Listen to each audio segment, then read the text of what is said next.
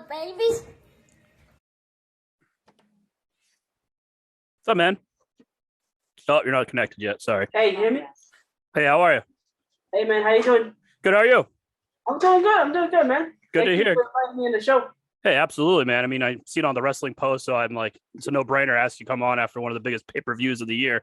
Might as well get your input on the matter. So Yeah, pay-per-view has been crazy.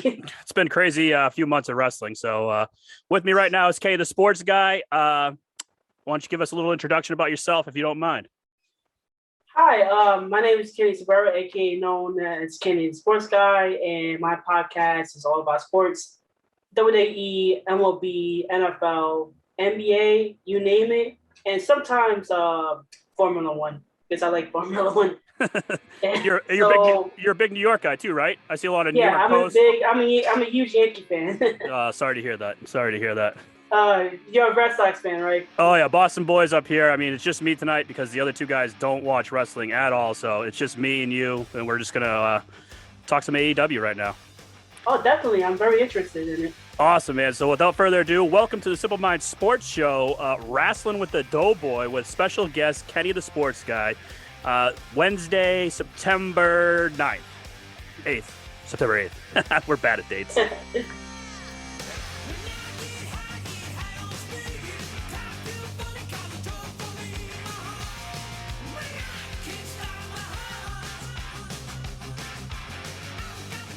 And as usual, our show is brought to you by Back to Basics. If you ever need CBD, pain, stress, look up Dr. Tom at backtobasics.com. And he is the man to help you out with all your CBD needs. Even my dog, I have a really hyper dog, got some CBD oil for my dog. Most chill dog ever. So if you ever in the need, Kenny, you need some CBD oils, check it out. Backtobasicsllc.com. That's BAK, the number 2, LLC.com. So let's get into it. Last night, AEW had their All Out pay-per-view. Kind of reminds me of WrestleMania. You know, this is the the biggest pay-per-view of the year for AEW, and they went all out. I feel no pun intended, but yeah, yeah, exactly. that show was amazing from top to bottom. What was the one match that you were looking forward to last night before you started watching?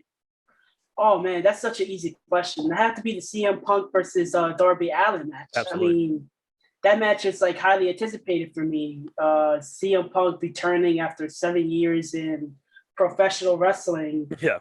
And he delivered it actually. He hasn't lost a beat. Yeah. I totally agree with you because, you know, like you said, 7 years, he went to UFC, you know, he hasn't been in a ring that we know of for 7 years. And I was worried to see him go out there and just look like he lost a step, you know, like Darby Allin's one of the fastest wrestlers out there today, and you're going up against that after 7 years off. I mean, that was one of the matches. CM Punk's one of my favorite wrestlers, so seeing him same here. Yeah, seeing him back in action, I totally agree with you. That was the match I was looking forward to. Anything else you have on that? I mean, Darby Allin too. I mean, up and coming star over there at AEW. He's the one of their main guys that they brought up, their main attraction, one of their homegrown talents. So it's cool to see that too, you know, and it was I didn't know how they're going to like have it. If it was going to be a squash match or what kind of match it was going to be, but it was great from start to finish, that match right there. Yeah, it was an incredible match. I actually thought that CM Punk would have ring rust, but he just delivered. It seems like he was wrestling like last week and he got it together. What were your thoughts on the long pants? Oh man, it kind of reminded me of weird. Yeah, that was a little weird. I think he kind of got inspired by Triple H way back in the early 2000s. That's what I was thinking too. And it was just weird seeing him wearing pants. I mean, yeah, it's so odd. It is odd. But I feel like it kind of benefits them because I don't know, he was hiding something in his legs or something. Yeah, really bad tattoo. Yeah, like exactly. He didn't feel comfortable. But it's gonna get some time to get used to. So yeah, I mean that's how I feel. Yeah, that's true. I never thought of that, but the other thing too is, you know, this was one of the biggest matches of the night too that everyone was talking about, and it wasn't even the main event. Exactly. It was the third to the last match, I believe, because Big Show for some reason was the second to last match. But yeah, that was Why? like I don't know. Why? That was one of those things I was just very confused about. And to everyone be talking about CM Punk and they still didn't even put him on last, let Kenny Omega and Christian Cage wrestle at the end. I thought that was brilliant on their part. You would think that would be part of the pre-show, but some reason to put it there. I don't know why. Yeah, especially following that, you just had someone return after 7 years and then you bring him out. It's like, and no one was interested in that, QT Marshall and Big Show at all. So it was a little odd to me. I don't get what's the fascination with Big Show, to be honest. I mean, he's a legend, obviously, but he doesn't really draw as much people as he used to, No, he never did when he was in the WWE, like later in his career. Like he was one of those shows that like, they don't want to see these big squash guys anymore. They want like these fast guys that can do flips and, all these high athletic moves. And seeing Big Show just moseying on around slow and on his knee, I was like, this isn't it. Last night also a lot of notable returns or debuts rather. We had Ruby Soho, who earned a title shot against Britt Baker, winning the Casino Battle Royale. Rightfully so. Rightfully so. Because that women's division, I think, is trash. I mean, seeing Ruby there, I think that's going to help things out a lot. Now that you have like another namesake there. You also had Adam Cole, which toot. I called that right before the show. I texted that to you. I said, I feel like Adam Cole's debuting tonight. So you were right too. I know that was awesome. Yeah, and then Bryan Danielson. Obviously, that was like the big. Everyone knew he was going to do it. Just no one knew how it was all going to come together. So that was big. So my question to you is: do you think it's bad that all these WWE guys or ex WWE guys are coming in there and taking the spotlight from guys like Darby Allin, Jungle Boy? The list goes on and on. Adam Hangman Page, these guys that have made their name from the beginning, but these guys are just coming in, cutting front in line, and getting all the attention. Man, that's really a tough question, but I'm leaning towards no, because the WWE guys obviously been to the ringer. They've been world champions, tag team champions, intercontinental champions. Yeah. And I think for me, like they're gonna use that experience they use at WWE to help motivate the AEW guys. Yeah. Since Daniel Bryan and CM Punk, they've been to the mountaintop. Oh yeah. And I think they're gonna help influence them to be more better at their craft and they wrestle better, talk better, do all these shenanigans better. Yeah. So I think it's actually going to benefit them more instead of hurting them. Well, think about it this way. Sorry to interrupt you, but think about it this way. Hmm? You didn't have Jungle Boy on the show last night. He was in the pre-show. Yeah. So you got knocked out. Hangman Page, he wasn't on the show last night. Where's even so with Adam Cole debuting, where's he going to fit into all this? Where's he going to go? Well, I think Hangman Page, he got sick, so that's why he didn't appear. Yeah, but still, there was no storyline and even involving him leading up to All Out. So it's like it was so weird. But I think that it's gonna benefit like them in the long run. Yeah. Now I don't know how old you are, but like back when I was watching wrestling, like the WCW days, they were taking WWE guys left and right, debuting them on Nitro all the time. I almost have like that kind of feeling right now. Like, is this what AEW is doing? Is just like taking whatever angry employee that WWE has and taking them over there and be like, here you go, here's more money, here's the creative control that you've always wanted, have at it? Or do you think it's gonna so I'm almost thinking like it's a WCW angle, like they're gonna start being like that, they're gonna have too many main stars, they're gonna have all these guys that homegrown talent that are just gonna get pushed aside. I don't know. I like how AEW is. It's fun again. It's fun to watch wrestling, but I just almost have that feeling that they're going to be doomed if they keep up this, taking all this talent that WWE releases and putting them in there, Well, first of all, I'm 32, so I don't like to guess ages because I'm just like, I know. So anyway, I lived to the Attitude Era. I lived to some parts of the Golden Era. Right to the PG era, the ruthless aggression era, et cetera, et cetera. Yeah. So, that's actually a real big problem because what are you going to do with all that talent? Yeah. And so you got to put at least one wrestler in the title picture. Yeah. And you got so many options to choose from. Like you got Malachi Black, CM Punk, Adam Cole, even Ruby Soho. Yeah. So I think I think Tony Khan has a idea of what he's gonna do, but it's gonna be very, very difficult in putting everything together. Yeah, And it kind of reminds me. It kind of reminds me of WCW back in the days when they used to sign Kevin Hall. Scott Hall, Kevin Nash. Yeah. It almost has that NWO feel, like all these guys coming over.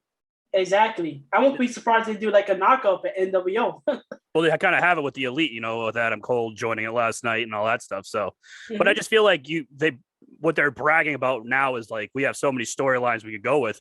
You only got 4 hours of TV each week. How are you going to incorporate all these storylines? Yeah, and plus pay-per-views. So yeah, because they don't do the typical every month of pay-per-view. They kind of do like how WWE used to do it back in the day. There's only 4. So you got 4 hours each week. You got to get all these guys in there. You got a roster full of guys, really good talent, but you got to incorporate them all now, or else you're going to have people sitting on the side and it's going to get like dull. Like, or guys are going to get very angry and be like, what the hell? I came here to compete, bring my name back up and, fight the best of the best. And you're not going to see that much. Well, there's actually talk that FTR, aka known as the Revival. Yep. Yeah, they might leave because of the lack of creative activity that they have. Well, think about it. They won the titles really quick, and then after that, they just fell off, and they're in the Pinnacle now, doing what? You rarely ever see. It's so weird, yeah. Yeah, but that's what I'm feeling. One of my biggest questions is like, you see all these WWE guys going there. What's going to happen when AEW, one of the AEW guys, like a Darby Allin, a Hangman Page, goes to WWE because they have the money, they have the roster available? That's what I'm most interested in seeing, is like when that sort of shift happens, how that's going to happen with AEW and WWE. I mean, that could happen, but I don't think Vince is going to allow that to happen because he doesn't really like competition as much. Yeah. So, exactly. I mean, he doesn't even really consider AEW competition, actually. Which is crazy to me, because their AEW is blowing them out. All anyone's talking about is AEW. I ordered a shirt 3 weeks ago and still had to come in because they sent me an email saying, sorry, everything's sold out. We're so back ordered right now. It's not even funny. Oh my God. Oh yeah. It's one of those things where they're killing it right now. So yeah. So I won't be surprised. It's like if Vince McMahon, he wrote the script 2 hours before Raw right now. I will not be surprised. Scribbled it out. Oh, is Goldberg available? Can we fly Goldberg in for tonight? I mean, Brock Lesnar is available as well. Yeah, let's bring in another legend that no one wants to watch. So Hogan. Yeah, exactly. So speaking of all these big name guys, what do you think's next for the feuds? I'll throw some names out at you. Who do you think Kenny Omega is going to feud with next? I think Jon Moxley. Ooh, that'd be a good one. I'd like to see that'd be a good good matchup. I would like to see that. For me, I think it's going to be Bryan or Bryan Danielson now. I don't think those two paths, I don't think really met on the big stage at all. So I think that'd be a good one for those two. CM Punk. I think he's going to go after, I might be going on a limb here, but Hangman Page. Ooh, that'd be a good one. Yeah, that'd be a good one too. Because I don't know where he's gonna be. Is he a good guy? Is he a bad guy? He always has that persona. He almost like a Stone Cold, like he doesn't have a side. He's just CM Punk. He's just that badass guy kind of thing. So that'd be a good one. Or MJF. Ooh, that'd be good. Yeah, the pipe bombs on that thing. Oh my God, that's the way the promos. Oh man, those would be fire promos together. Those two. Especially how MJF just digs at it and just has no filter and just goes for anything and anything. Like that'd be some entertaining TV. Yeah. So I have Jon Moxley on this, but you think that's going to be Kenny Omega? Why don't you give me a different one for Jon Moxley then, in case it's not Kenny Omega? I would have to go with CM Punk too. That'd be good. Yeah, that'd be good. I mean, I think because the whole Shield thing before WWE. Jon Moxley, he's gonna bring that in, and then he also has a matchup with Nick Gage for the GCW championship. He won against Matt Cardona the other night. So which is, I felt that it was really, really odd because Matt Cardona, he was on Twitter just promoting the title, and then he was like, "Oh, I'm the greatest of all time. Yeah. Oh, I won a death match against Nick Gage," and then he just lost the title within 3 weeks. Yeah.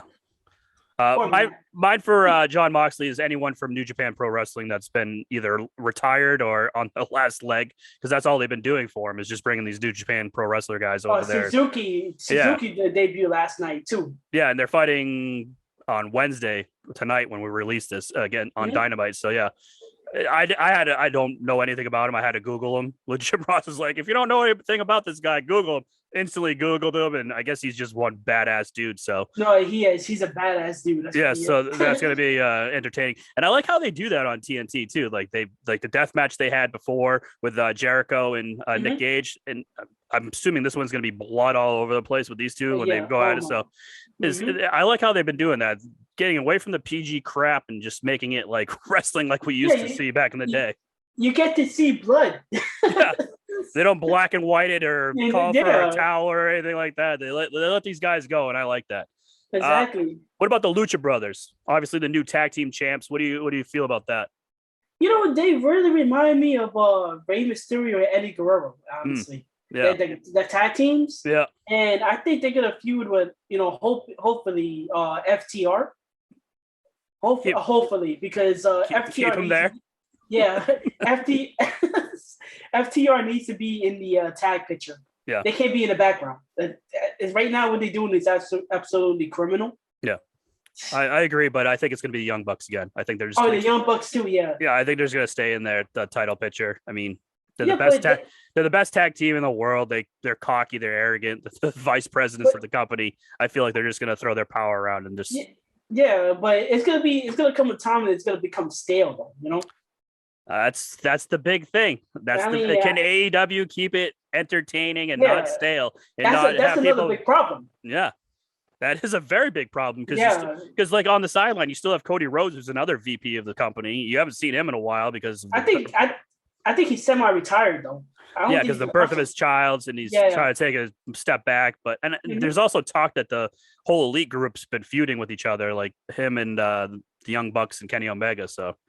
Who knows? But yeah, I mean, that's the whole thing. You know, WWE's been stale for so long that people just, it's Monday Night Raw is on. Well, and I just see what's going on, you know. Yeah, now it's exciting. Crap. Yeah, then it's exciting. AEW, like, oh shit, AEW's on tonight. I'm going to check that out. And you're invested 2 hours because it's so different. It's something that brings you back to your childhood. Like I'm a couple years older than you, so yeah, exactly. It brings you back to that attitude era when you're like, oh shit, what's gonna happen tonight? You know, who's gonna debut? It's very intriguing. It keeps you entertained. So that's what AEW has to do, is keep it entertaining. Don't get stale. So that's the big thing for me. I mean, I think they have the potential of doing it as long as Tony Khan doesn't get involved in creative. Which it doesn't sound like he does much. No, sounds like he just lets them go. I mean, yeah, he's not Vince. Yeah, he's not 75 years old and going senile, thinking his way is the best way in the world. Exactly. So speaking of being, go ahead. I'm sorry. Knowing Vince, he'd probably bring Goldberg tonight anyway. I was thinking the same thing tonight. I'm like, I wonder what Raw's going to be like tonight. I'm like, Goldberg's definitely showing up tonight. That's how they're going to combat All Out. They're like, let's bring Goldberg. That'll get the fans talking again. Nope. So speaking of being not stale, what's one thing that the product is lacking for AEW? You know, I don't think there's something that's lacking. It could just be more improved. The commentary. I feel like a 3-man commentary is it's not really good. And it kind of ruins the moment for the matches that are happening. I mean, even a 4-man commentary. I was gonna say they go to 4 when At Rampage, it's crazy. Like I don't know how they do that. No, and Mark Henry is terrible. He is a terrible announcer. Like it's cringeworthy listening to him sometimes. I mean, Excalibur he's actually a little, he used a lot of work actually. Yeah. Yeah. If it was just Jim Ross and Tony Schiavone, I'd be fine. Oh, I'll be fine with that. I love Tony Schiavone. I used to listen to him when he was when I was a kid. So yeah. As soon as they bring him and it's Jim Ross, that'd be fine. Then they put Excalibur, then you're like, and then Don Callis comes and joins. It's like, all right, now there's just too many people here. There's too many, everyone's interrupting each other. It's just, you're trying to watch the match, but they're having like side stories going on. It's like, come on, it's just too much. Well, I would also put Chris Jericho in there too. I like Chris Jericho in commentary. Oh yeah, and I thought for sure he's going to lose last night, and that's what he was going to do, is just be a commentator. But No, he Yeah, surprised everyone last night. So absolutely. I don't like MJF. I think he's a bit of a loudmouth. He's a show off, but yeah, that man is like he can't knock his ability. no, he's one of the like most hated like wrestlers, but he can back it up with his wrestling. He does. It's great to see. I mean, because you don't see that much. But for me, it's the women's division. I don't think there's enough. There's not enough big names there. I was hoping AJ Lee was going to come back as the wild card last night. I mean, Ruby Soho was awesome, but they're lacking that. You're bringing all these big names from WWE. Big pro wrestlers that everyone talks about for the men's side. You got to start doing it for the women's side. You got to establish that because I think Britt Baker, she could have 5-star matches with anyone. You get some established wrestlers for women. Holy crap. The sky's the limit for that women's division if they could do that. Well, to me, I think she's the best women's wrestler on the planet right now. Oh, yeah. Yeah, she is. I think she's better than Charlotte Flair, Becky Lynch, Bayley, et cetera, et cetera. I think she just has it.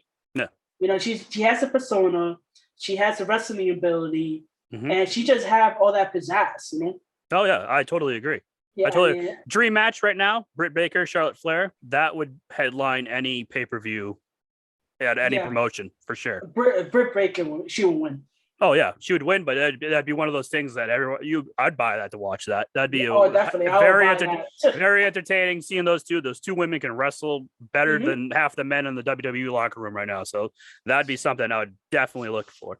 Anything else do you think is lacking, or do you think they just got a great product from top to bottom? I mean, that's the only thing the only minor complaint I had is the commentary. Yeah. I mean, that's basically it. I mean, their production value is on par with WWE. Yeah.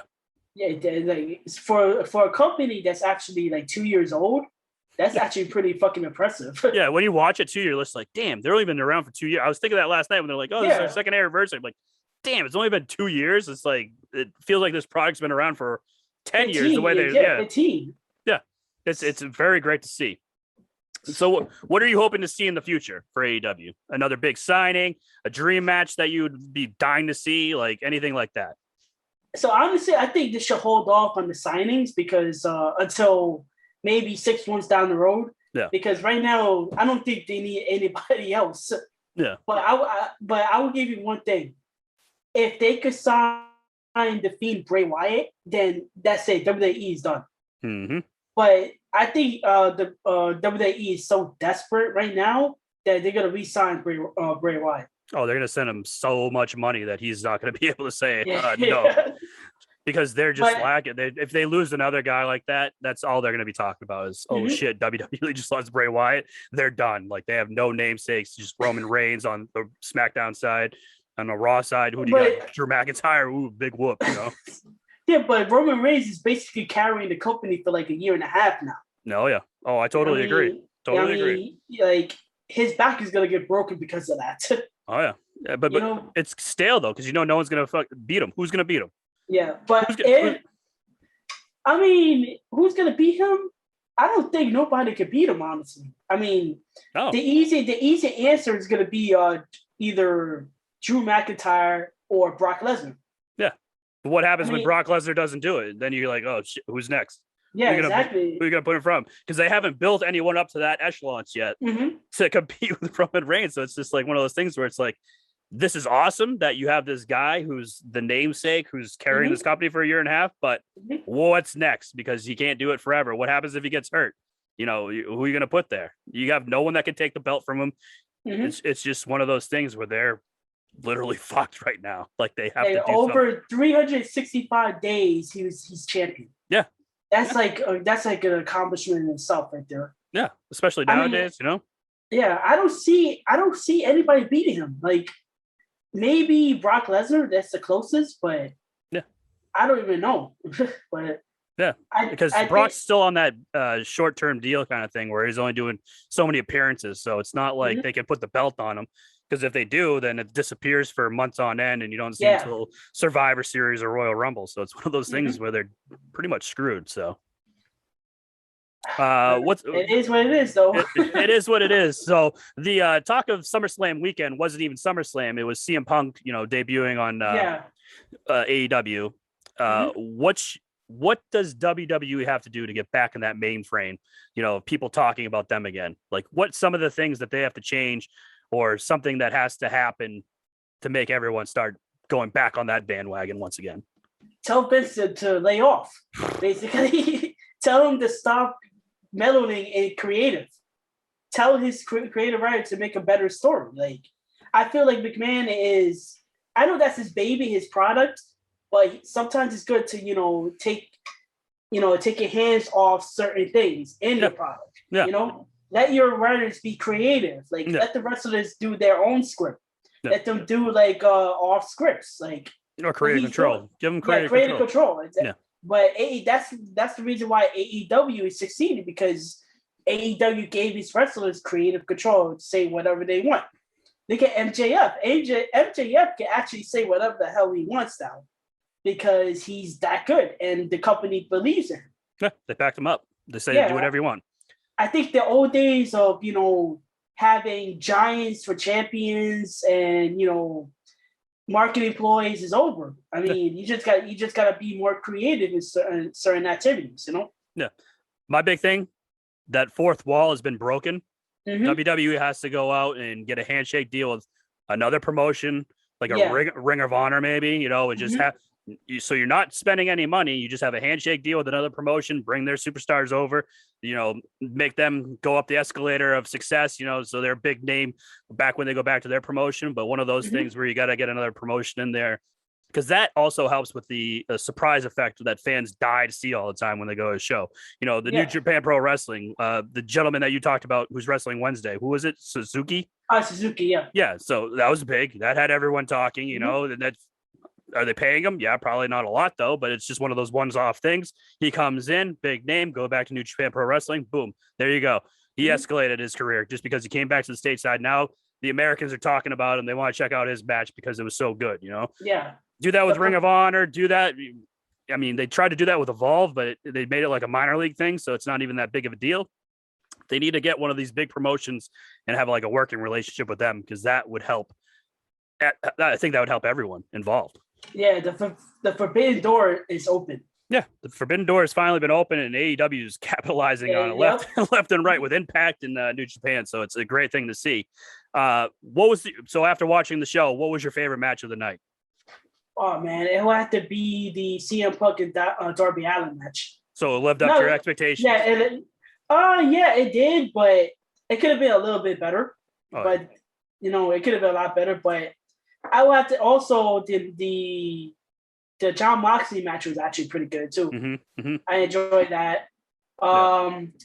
Even like the match I did not enjoy was the last match, but Kenny Omega versus Christian Cage. No, you didn't like that one, huh? Nah, I didn't like it. I think that should have been the second to last match. Yeah, and had CM Punk finish the show off. Yeah. I think they just did it because all the surprises they had at the end with Adam Cole and Bryan Danielson. So for me, it was the Young Bucks and the Lucha Brothers. That it was a good match. Amazing. The amount of blood they shed, the thumbtacks on the Air Jordans, and the jump, Ray Phoenix jumping from the top of the cage, and just that cage was higher than any cage I've ever seen for a cage match. And that guy just jumped off there fearlessly. I was like, holy shit. And all this near falls in that match. I was on the edge of my seat. I'm like, it was very entertaining, very good storyline through and through, and the right team won, which is a surprise when you've been a fan of WWE for so long. You don't have the right team winning. So for me, that was it. Worst match for you? Wow, I don't think there was a really a bad match, but I'll give you one. Big Show. There you go. That's the only one you can say, because that one was terrible. That was like, why is this happening right now? Like, I'm like, oh shit, Kenny Omega's next. Like, that's a good one to follow this up. And then you're like, oh shit, Paul White still has to fight. This is gonna be terrible. And it was like, honestly, I thought it would be on the pre-show. I did too. The last match, yeah. I did too, and I was like, "Oh shit, maybe they just scrapped it because they're running out of time." Yeah, exactly. Up next, here comes Paul White. Oh boy, I'm like, this is terrible, awful right now. So I don't understand. I don't really understand why they put this man in the matches. Like, I don't think he's a draw anymore. I mean, If you see Mark Henry getting out of that commentating booth to go down and wrestle again, that's when you know. All right. No, I think back it up, man. Just back it up. Yeah, because same thing with Sting. Yeah, but that's like one of his like redeeming things. And the talk is Flair's going there. If they have another match between Sting and Flair, that's when you're gonna be like, all right, WCW 2.0, here we go. All these old men fighting again. So Flair needs to stay away from the ring. He's gonna die in there. I think so. I mean, he's had those medical scares and all the drinking he's done. Yeah, you definitely die in that ring. What would you give a grade for the show last night? A+. Mm-hmm. I don't disagree. Yeah. Don't disagree at all. Don't disagree. That was probably one of the best shows I've seen in a very long time, top to bottom. Even with Paul White in his fucking terrible match, it was still an A+ show from top to bottom. It was awesome. So, Kenny, this has been fun. The floor is yours. Let the listeners know where they can find you, your social media, your websites, whatever you got. The floor is yours. So this is Kenny, the sports guy. I have my own website, www.KENNTHESPORTSGUY.com. Ken the sports guy, Ken with 2 N's. You can find me on Twitter at Kenny_sports and on Instagram at Kenny the sports guy. Again, on Twitter, Kenny_sports, and on Instagram at Kenny the sports guy. I have a brand new episode coming out within the coming weeks. And you can find me on Anchor FM, Google Podcasts, Apple Podcasts, and Spotify. Awesome, man. Your social media, your Instagram, I follow you on Instagram. You are plugging away every day. If you are looking for anything sports related, Kenny has you covered. Yeah. Very great site. Go check him out. Give him some likes, give him some follow, give him some love. Kenny, this has been very fun. Awesome, I don't get to talk wrestling with the other two guys I do the show with. So this has been very fun. I'd love to do this again with you sometime. So yeah, let's try to make this a weekly thing. We can do that. We'll talk after the show for sure. Let's try to do something because I love talking wrestling, and I've had no one to talk wrestling with for so long. So this has been fun. I'm a man. So this has been the Simple Mind Sports Show, Wrastlin with the DoughBoy with the special guest, Kenny the Sports Guy, for September 8th. Thanks for listening, and see you on the next one. Bye, guys. Peace.